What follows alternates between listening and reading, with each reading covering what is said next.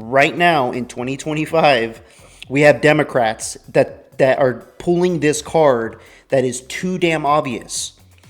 They've had a reputation of destroying their city or state or country if they are president, and then last second try to throw in some things to the people that they govern to try to swing their votes to keep them back in power.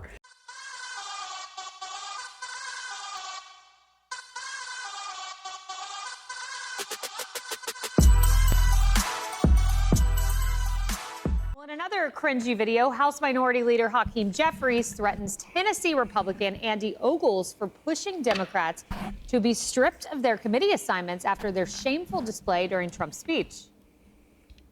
These people are malignant clowns. Andy Ogles is a fraud, a complete and total fraud. You aren't throwing anyone off of any committee in the House of Representatives. Don't make me expose you to folks who don't know you. Well, in Democrats' attempt to be hip and cool, social media stars Congressman Eric Swalwell dropped this video and the F-bomb too. What a week, huh? You know how weird this week was? I went to the State of the Union, and the president didn't even speak. He just sat up in the visitors gallery like a total weirdo and let his press secretary do all the talking. What a week.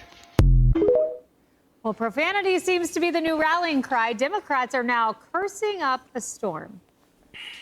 Somebody slap me and wake me the up, because I'm ready to get on with it. If you could speak directly to Elon Musk, what would you say?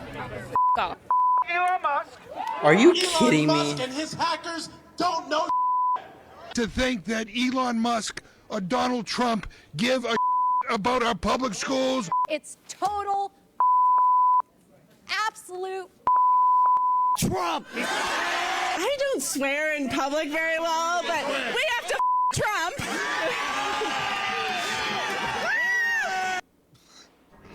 Wow, it sounded like Morse code there for a second with all those beeps. Jeremy, it seems to be going well, that postmortem. Craziness. These people, the Democrats, are crazy. They're getting crazier with their rhetoric. This is not normal for a party to be coming at the Republicans. They're getting wild and ghetto at this point. Nobody's going to want to listen and follow that. If you are serious and want to make some type of change and express your point of views to the world, that your party stands behind something, a good meaning, people in the Democratic Party need to have a face that's going to be more professional in their words and what they're trying to get across. You huffing and puffing and getting on a mic cussing at the Republicans is not going to get you there. It's not. Yeah, I mean, clearly they are having a hard time. And really what it is when you don't have a message and you have nothing positive to present to the American people, when you have no plan, no strategy, you just start to just think they're now just going off the reservation, that's, constantly swearing and just trying to howl at the moon to try to garner some type of, resistance to what Trump is doing because they have no message. And I think that's the problem right now, is that they are lost at sea. They have realized that the vocabulary that they've used for so many decades about, identity politics and, everything's about your race and oppression and victimization, they realize that whole narrative has failed, and they don't have the language to use anymore to actually persuade Americans. So now we're just seeing them throw anything at the wall that will stick.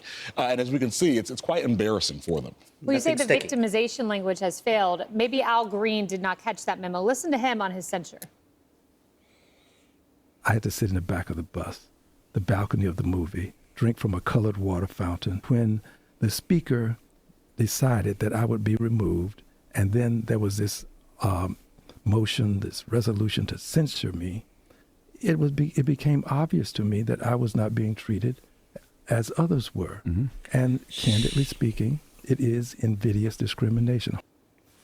Oh, okay, so shush up. That is a pure example of victimhood right there. Everything he just said is a pure example of victimhood. And that's exactly what we need to get rid of out of the United States of America. That is the most decisive person that can be in Congress right now. It's invidious discrimination, except maybe it has to do with you were the only House member ever to disrupt a joint proceeding of Congress in that manner. And 10 of your colleagues in the Democratic Party voted to censure you. I had Representative Gooden on last hour, and he was a person who took that protest card out of the woman's hand, the liberal lawmaker who was flashing the president with, disregard and whatnot as he was walking into the chamber.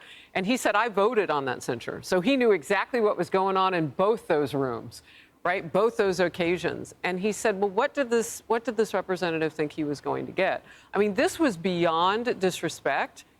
And it fits into the category of why they're cussing at us. They're just out of ideas. And, some of these people did go to some of those Tony liberal organizational schools that we've been talking about, those Ivy Leagues. They've got expensive education, some of them. Why are they out of words? Oh, my goodness, that's all they do is know words. I'm confounded by the fact that they've got to cuss. They really have a license on bad ideas at this point when it comes to policies. People didn't want to hear about all that stuff that they were coming with. Yeah, you can go use the same bathroom as me. And if you dress like me, you're allowed to go in. That doesn't make you a woman, but we know they can't define women. This is across the board. So the question is, who will separate out in the Democrat Party? You cannot be part of the stuff and be quality at the same time. You've got to separate out and be a quality individual. I was just saying that. Stand? Yes. Well, Van Jones had some sanguine advice for his party. Listen to this. Oh, geez. Look, man, we're screwed. I mean, we don't know. No, Democrats don't know what to do. This is a nightmare. Somebody like Donald Trump, we thought we'd at least have, Hakeem Jeffries in the speaker's chair to hold him back if we didn't have Kamala in there to do the right thing. And then offending most people in the country, calling everybody sexist and racist and transphobic and every other name, and then saying, please follow us. That's not a good strategy, folks. You were one of them. A broken status quo. This guy's an idiot. He was one of them. Most of the country, turns out, is not as popular as my party thought it was going to be. Carly is not wrong. Yeah, no, he is not. And, between the election and the inauguration, there were a lot of reach across the aisle statements. I remember from Democrat Senator Tina Smith out of Minnesota. She said something like, this time around, I'm not going to jump on the crazy train and attack every single thing that Donald Trump does. So maybe she's not on that train, but there are a whole lot of Democrats that are. When you swear repeatedly like that, that doesn't equal passion. It equals disrespect. And I think it devalues the job that the certain portion of the American people have elected you to do. And when Republicans were in the opposition party, they had a lot to run on. They had a lot to message on. The border, crime, inflation, because there were issues with the border, crime, and the economy. Democrats don't quite have that yet. So all they're doing is yelling. I do have to give one Democrat some credit here, because over the weekend I listened to an episode of Gavin Newsom's podcast where he's talking to Republicans, and he interviewed Charlie Kirk, and I thought it was fantastic. I watched that. Yeah, he really had a very good, solid conversation with Charlie Kirk, and even asked for advice. How should Democrats message this and that? And it is clear that he is doing this to reach a broader group of Americans. Clearly has the White House in his sights, but not to devalue or discredit what he's doing there. I mean, he's one Democrat that seems to be getting it right, talking to Republicans rather than cursing and yelling at them. Emily, I do agree that it was very seductive to listen to him with Charlie Kirk. He's very good at kind of flipping the script, but he's the guy who called the emergency legislative session to oppose Trump. So I feel like there might be a sinister political motive here with his podcast. It's clear. It's It's obvious political motive. Yes. Yeah. I'll say this. When I first heard Minority Leader Hakeem Jeffries talk about malignant clowns, I actually wasn't looking at the screen when I heard that. And I thought that it was a Republican talking about those elected Democrat officials who refuse to stand or clap for wins for America and who have been engaging in just swearing. So hilarious that he was actually it was one of them. I'll say this, that the issue with them is that they're falling flat on policy. That's why, in part, President Trump said, look, keep it up.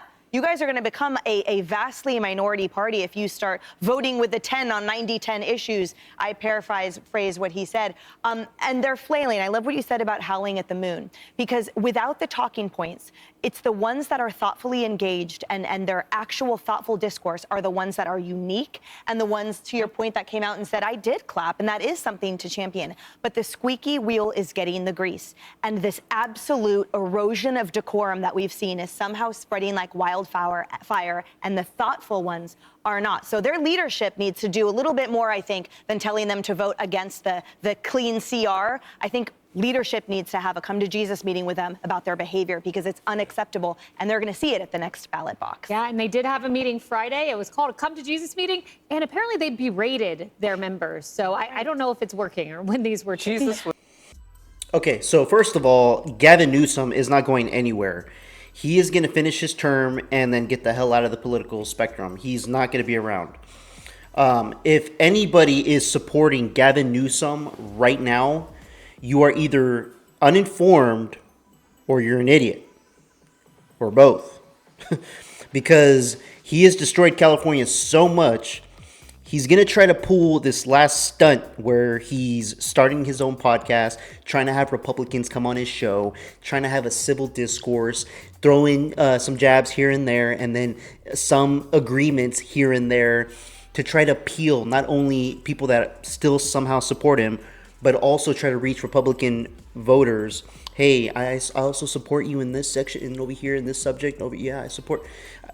He was already talking flack about something about trans people, and that probably perked up some Republicans' ears, and were like, oh, maybe Gavin Newsom's someone to look at. No, he's not. I'm telling you guys right now, he is not someone to look at. This is a tactic that I would say Democrats and Republicans do this, but right now in 2025, we have Democrats that are pulling this card that is too damn obvious. They've had a reputation of destroying their city or state or country if they were president, and then last second try to throw in some things to the people that they govern to try to swing their votes to keep them back in power. Do not allow and let Gavin Newsom trick you guys like he has been. This is why he's been recalled like 2 or 3 times now. Because there's a lot of people in California that know what's going on, and they're like, hey, we need to get this out of here. All right, guys, let me know what you guys think in the comments below. Like, comment, subscribe. I'd appreciate it. Till next time. Peace out, guys.